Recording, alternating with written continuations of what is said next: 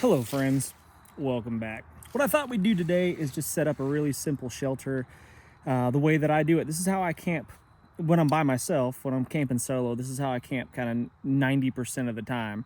Very simple, very low drag, not a lot of equipment necessary. You don't have to invest a whole lot of money to get yourself out there and have a solo camping experience. Okay, so strapped to the outside of my pack is a wool blanket. Now, I don't always carry a wool blanket, but when I do, I really enjoy it. So this is a wool blanket that I have spent the night out in about 50-degree weather, pouring down rain. It rained on me all night long, and all I had was the clothes on my back and this wool blanket. I just draped it over top of me and snuggled up for the evening, and I don't even think I shivered at all during the night. And that's pretty incredible. Wool blankets are pretty amazing. They're heavy, they're a bit bulky, but they are pretty dang amazing for what they are. I don't always carry one. Sometimes I'll carry a accordion style fold up thermarest. Sometimes I'll carry an inflatable sleep pad. It just kind of depends. Sometimes I sleep in a hammock, but generally speaking, in the colder months of the year, the cooler months of the year, I go to the ground because it's just simpler, it's just easier, and I found it to be a whole lot more comfortable, a whole lot warmer. So if I was using my wool blanket, I could use this as my sleep pad, for example. So what I would do, this is a pretty cool spot that I'm in right now. I'll show you. Everything is wet. It's been raining for about 2 days now. So the ground is a little bit damp. Everything's a bit moist, but this is a pretty cool spot. It's kind of a little depression. I don't know if you can tell. Maybe from a different angle, you can kind of see that little hole right there. It's a slight depression on this hillside right here. Land is sloping off, the hilltops up here, right there, and it's just kind of gradually sloping down the hill. And this is one of the only flat spots up here. And it has kind of collected a whole bunch of nice, soft, squishy leaves. So what I could do, one way of skinning this cat is taking extra leaves and just kind of pile them up and give myself a little bit more of a cushiony mattress. Now, I could spend all day long making some sort of soft, squishy mattress, or I could just do this right here, lay my blanket down on top of it and call it a day, call it good. And again, these are a little bit damp, but that wool blanket's so cool, it doesn't even matter. I mean, if it's a little bit damp, it still insulates really, really well, even when it's soaking wet.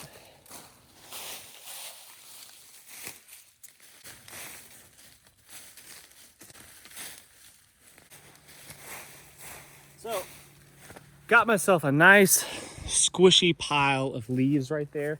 And all I would really need to do is unfold my blanket like this. And then I'll fold it in half, hamburger style, or hot dog style, I apologize, hot dog style. And I would lay it down on top of my pile of leaves right there. And that would be essentially my bed for the evening. Now, what I also pretty much always carry in my pack, not always, but most of the time, well, is a payday candy bar. It's my emergency ration. But aside from that, I always carry this breathable bivy bag from SOL. And in conjunction with that wool blanket, you're in business. So it's weird. It's like the middle of November right now, and it's probably, I don't know, 70, 75 degrees, something like that outside right now. Pretty dang warm, and the low tonight's not going to be much lower. It's going to be in the 60s, I think, which is very warm and pretty muggy, pretty humid actually. So not going to have a whole lot of need for a lot of extra insulation, but the weather changes pretty drastically here. So it could be, 60 degrees tonight, but tomorrow night it could be 20. Literally. I mean, that's literally the way it could work. So it's good to have extra layers if you anticipate that, but if you check the weather report and you're dressed appropriately, not that I'm dressed appropriately to stay out tonight. I'm not. I'm just setting this thing up as kind of a demo. But if I was, I'd probably have an extra layer or two, a jacket of some sort. I do have in my pack here dry layers of clothing. So for example, I've got a fleece cap in there. So when I'm ready to go to bed for the night, I would take off my wet clothes, whether it be from sweat or from precipitation or just from being on the ground, wet ground. And I would have a top, a wool shirt, wool long johns, wool socks, and a fleece cap here. And that would be, I could tuck into bed really, really nice and dry and warm and cozy. And by the way, that's in a P&W drawstring backpack right there, drawstring pack from P&W Bushcraft. Really, really nice gear. So anyway, what I could do is I would, oh, and then maybe my dirty clothes, if I was hanging them up to dry or something like that, I could do that over a fire. Or I could put my day clothes, my dirty clothes, in this pack and use it for a pillow, which I've done quite a bit. A pillow is an underestimated piece of kit. I sleep way better when I've got a pillow. Sometimes I've used my backpack and stuff like that, or my boots, or a log, but a backpack or an actual pillow is really, really nice. Or I could take everything out of this and jam it full of leaves and then use it for a pillow as well.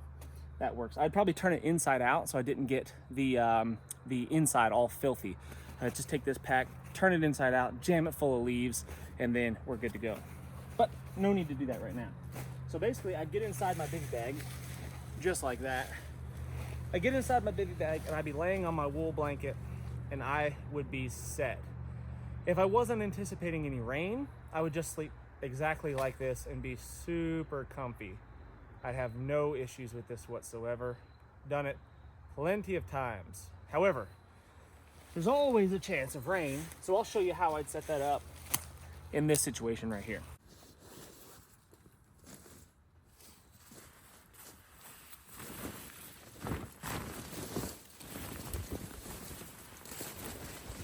This is a Helicon Tex poncho. I've been sleeping under a poncho most of my life. I think probably started using a poncho as kind of my primary shelter when I was, I don't know, probably still in high school actually.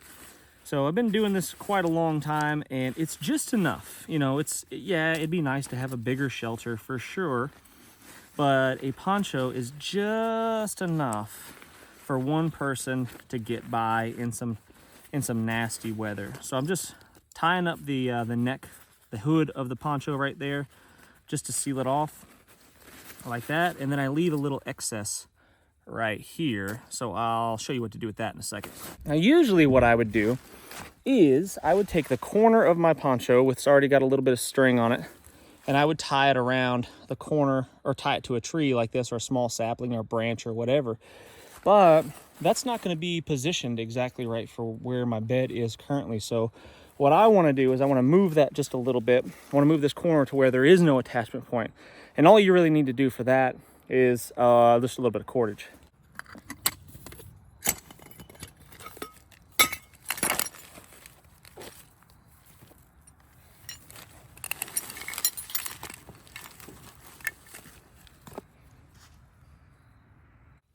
All right, so first things first, you just got to attach your cordage to one tree right there. And there's a whole lot of ways to skin this cat, but here's probably the easiest way. Just like you're tying your shoes. Just like you're tying your shoes, everybody can tie your shoes. Cross the line over, pull it tight like that. And then you do the same thing. Instead of crossing the whole section of the line or whole end of the line, the tag end through, you just do part of it, and that creates a loop. And when you pull on that, it comes really, really tight. And that's a super strong knot that's not going to come undone. I mean, I can really yank on that thing and it doesn't slip, especially with this bank line here. But when I want to get it undone and when I break down camp, I just unpull that and the whole thing comes undone. Now, you could do a bowline knot. You could do, I mean, really, you could do this with 1,000 different knots probably, but this was the one that I use. Again, I just like you're tying your shoes, you cross the laces over like that. Pull it tight. Doesn't even have to be that tight, just kind of, you know, snug-ish. And then take your tag end, push it through like that, and pull it snug. You could secure this in a lot of different ways too. You could use a very similar knot that I used before, or I could do a trucker's hitch, and in this situation, that's probably going to be the best. So I'm going to show you how to do that. I've taken my line from that tree that I just tied to, and I've wrapped around this tree right here. That's it. That's what we've got so far. Now, about 1.5 feet or so away from that tree, I'm going to make myself a loop. So I take this portion of the line right here and I cross it over. I just spin it a little bit and make myself a loop just like that. Take a little bit of, it's just like the same knot over and over and over again. It's just like these like half hitch loops. And I take the portion of the line that's closest to the tree that I'm going to tie to and I stick it through. And then I pull it tight. like that, and it gives me a loop. See that? Oops. See that? You got a little loop, just like that. It's really important to do it you do it on the side closest to the tree that you're tying to, and you don't use the side that's closest to the original tree. So I make my loop, and I don't do this. If I push it through like this and then I try to pull it tight, it will lock down on itself, and it will never come undone. Well, this would be really, really hard. So I twist the line like so, and then I take this tag end here closest to the tree that I'm tying to, and I push it through and make myself a little loop. And then with the extra cordage that's gone around the tree, I take the end,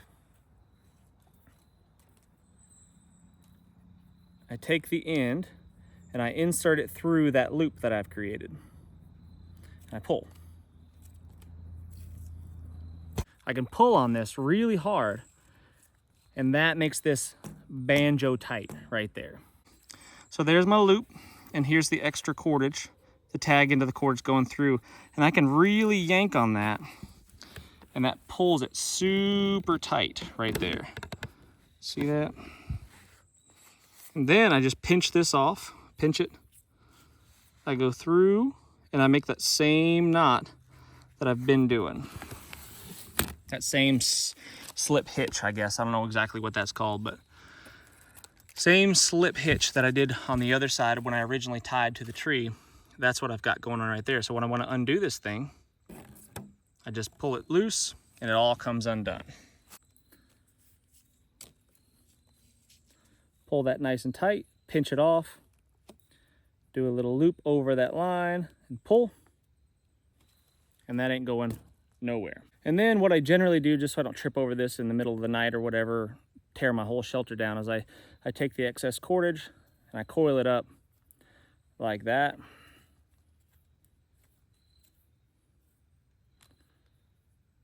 Bundle it up nice and neat.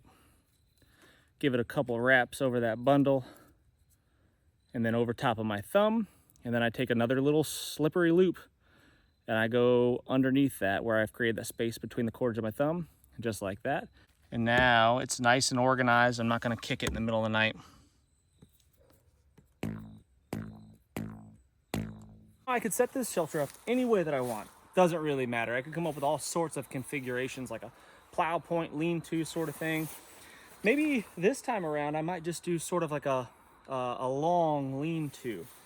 Instead of a wide lean-to, I might do a long lean-to. Typically I'll do a plow point just because it gives you more protection from the elements. It kind of protects you on three sides. So I would just attach one corner of my poncho to this line right here. But I think maybe we'll try it a little bit different, and we'll do a lean-to style shelter. So to do that, I'll just take any old stick off the ground. Does not matter. Pick a stick, any stick, break it off like that. And I take these little corners that I've already got string attached to, a little piece of cordage attached to. I'll take that piece of cordage, I'll go around my line and then through like so. And then I'll just stick a stick in it like that. And then that can't come loose. So again, I'll just go around my line, that loop, and then I'll stick it through like so. And I'll just stick a stick through that and pull. And that is not gonna come undone right there. And that'll secure one corner of my poncho. And I'll just do that to the other side as well.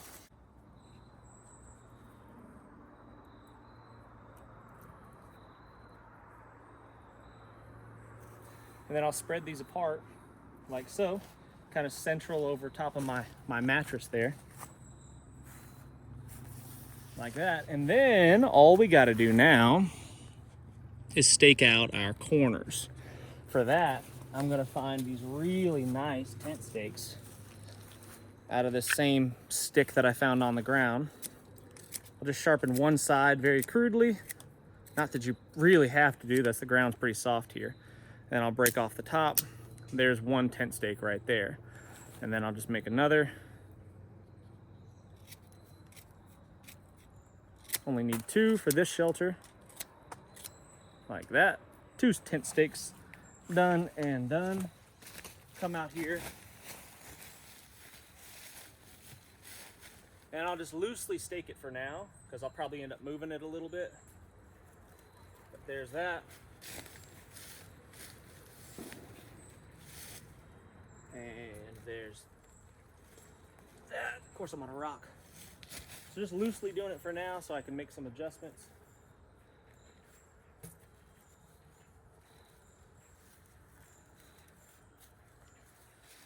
Like so. That it's a bit saggy in the middle, and that might collect some rainwater if it should rain on me, and I'm going to fix that right now. I'm just going to pull down this branch right here. I'm not going to cut it or anything. Then I'm going to take the extra cordage that's attached to the hood of my poncho, and I'm just going to give it a one wrap. I might break this off a little bit. Break that down.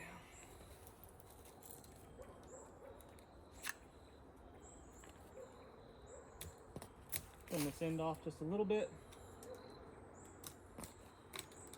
like so. And then I'll take this extra piece of cordage, I'll wrap it over the branch, like so. Really simply tie it off right here. As you can see, we've got a nice little pop tent. Look at that. And that'll shed water really well. It's got plenty of space for me underneath it. I can make some small adjustments, or if it's really windy or something like this might not be the best shelter, and that plow point might be where it's at. I might tuck it down or even stake down all four corners. Not my preferred way to do it, but on a warm night like this, when it's not super windy, not expecting too much rain, this is perfect. I just crawl my way underneath here, and if I need to make some adjustments on my bed and move it this way or that, like it looks like I need to slide it this way just a little, that's exactly what I would do. And then, my friends, we've got a ready-to-go shelter. And if I wasn't trying to film this and show you what I'm doing step by step, I could probably set this thing up in 5 minutes, less than 5 minutes probably, lay everything out and get my shelter set up in just a couple minutes, most likely. So this is kind of my preferred way to camp out. It's just really simple, easy to break down, easy to set up, easy to break down, and it's where it's at. What I could do is I could get wrapped up in my wool blanket and put that inside of the bivy bag. Now I haven't slept like that before, and that'd be worth trying out. But like I said, I haven't tried that before, so I don't know exactly how that would work out. I'm sure it'd be just fine, and it would fit inside this bivy bag. There's enough room for it. Pretty incredible. It's pretty amazing how insulative this just a wool blanket, 2 layers of wool blanket underneath you on the cold ground. It's pretty incredible. It's pretty warm outside right now, and the sun's trying to peek out a little bit. It's getting even warmer. But tonight it would be significantly cooler, and I'd be really grateful to have this wool blanket underneath me. And like I said, even if it gets wet, I mean, it's amazing. It's amazing. If you've never experienced the joy of the wool blanket, I highly recommend it.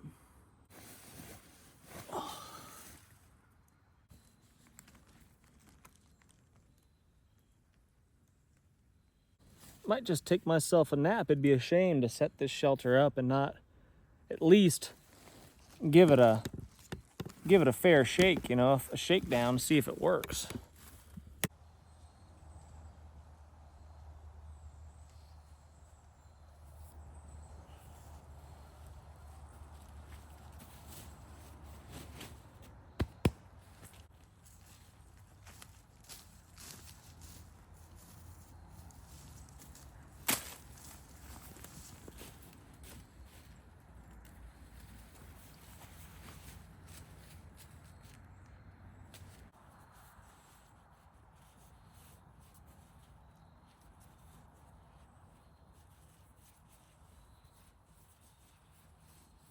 So managing some cordage, right? This is how I do it. Again, lots of ways to skin the cat, but I just pinch the end right here and I just start wrapping around a few fingers like that. Inevitably it gets wrapped around a stick. Move the stick. I wrap it around and around and around and around until I get close to the end.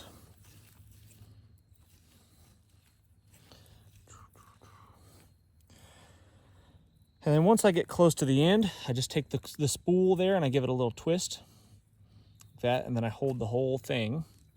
And then I just start wrapping it around over top of itself. And that holds it all together.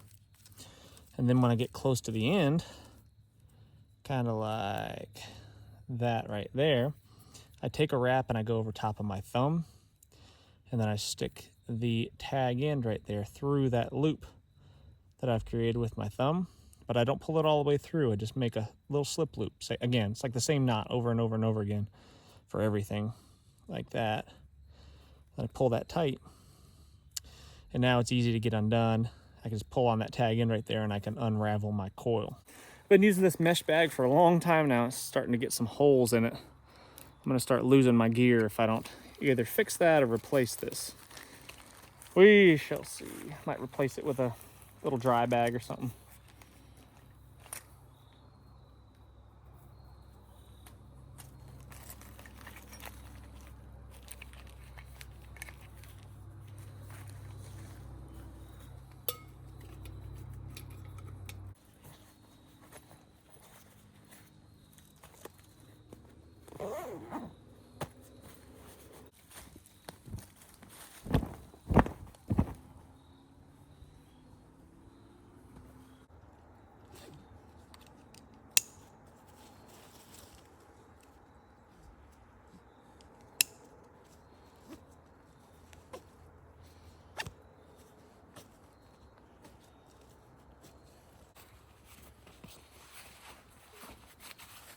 All right, friends, thanks so much for watching. Really do appreciate it. The thumbs up, subscribing, the sharing.